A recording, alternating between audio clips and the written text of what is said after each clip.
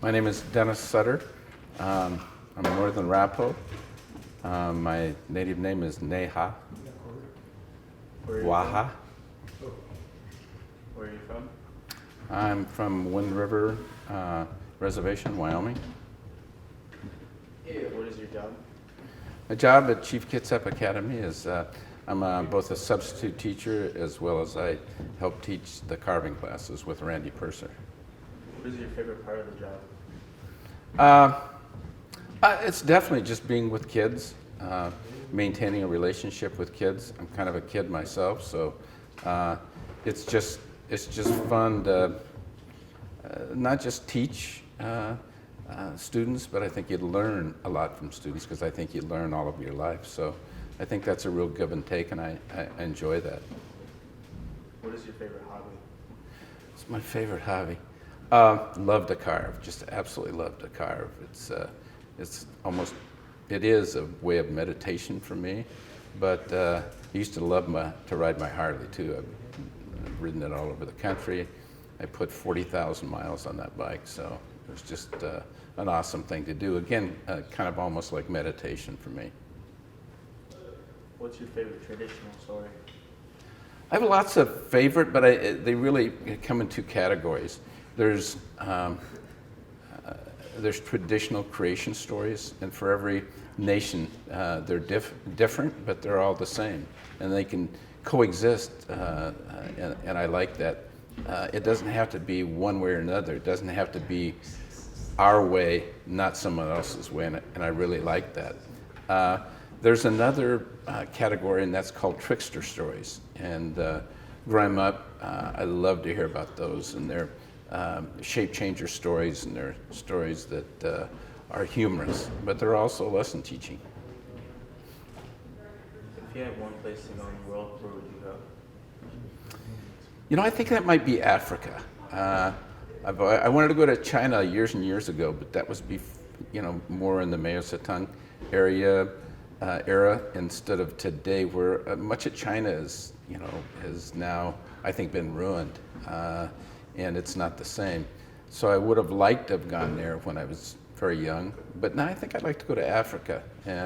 It's just all the animals. I think I'd really like to see that, and the people. What do you stand for? Really, life is about adventure, but I think the biggest thing is I think you have to be honest in everything you do. You have to have integrity, and you have to be fair and inclusive. How do you like North Dakota? How did I like it? Well, it depends on which time.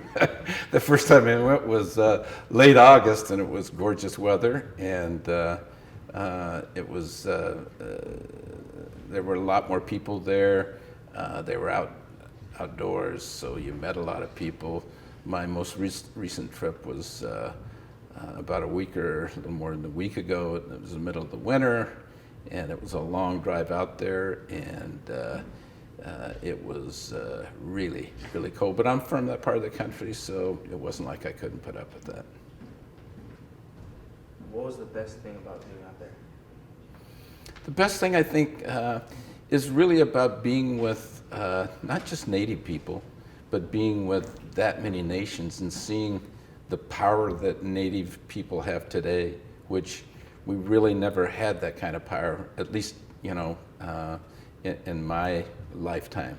I've never seen a gathering of so many nations that were in support of something that's so terribly important. And I think it was a way of flexing that muscle and showing, the people in this country that we do have power, economic, political, and spiritual power. And that was just awesome for me to see. How do you feel about the North Dakota Access Pipeline? How do I feel? I feel exactly what its name is, the black snake. I'm not against profit. I think this country grew on profit. I'm not against oil production. I drive a car myself, but I'm not for greed. greed is something this country is now going through a time that is runaway greed, and that's what that pipeline stands for. And it doesn't have to happen. It doesn't have to be there, particularly in that most dangerous of all places. They tried to put it through the city of Bismarck, but it was too dangerous to go by the city of Bismarck. And so I think that's a statement about how important it is for non-natives not to be exposed to danger, and how little they care about native people to be exposed to that same danger. How did you help protest against the pipeline? I think just like a lot of people, just our mere presence there was extremely helpful in physically standing up and confronting what we knew was wrong and what we knew was dangerous. But not just being there, but since I've been back, because I've been there and experienced that, I've been able to go out and been invited to a lot of different events, and as a speaker, I've been able to help, I think, raise substantial amount of money. That's why I really went the second time, was to be able to experience that, be able to bring that experience back, and hopefully we'll schedule a lot more events, and we'll raise money for the Legal Defense Fund. What is your favorite part of being Native? I just think it's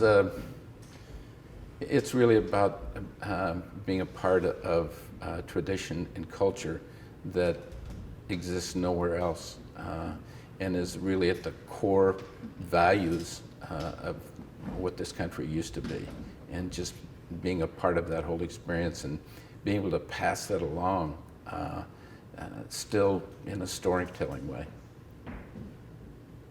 What is your biggest achievement? What's my biggest achievement? Well, no question there. It's having raised 3 really great kids, all of who are successful, and all of who I think are an expression of the values that I have. And in particular, they're so inclusive.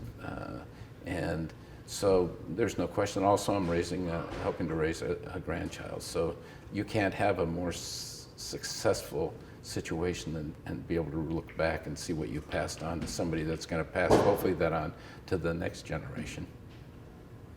What is your favorite sport? Well, it used to be basketball, and I still love basketball, but most definitely it's lacrosse. I coached lacrosse for 6 or 7 years, and I still play it, and it's just an awesome game. It's the most exciting game that I think you can watch being played. It certainly is, for me, the most exciting game to play. Is there anything else you want to say? No, just thank you for interviewing me. Oh.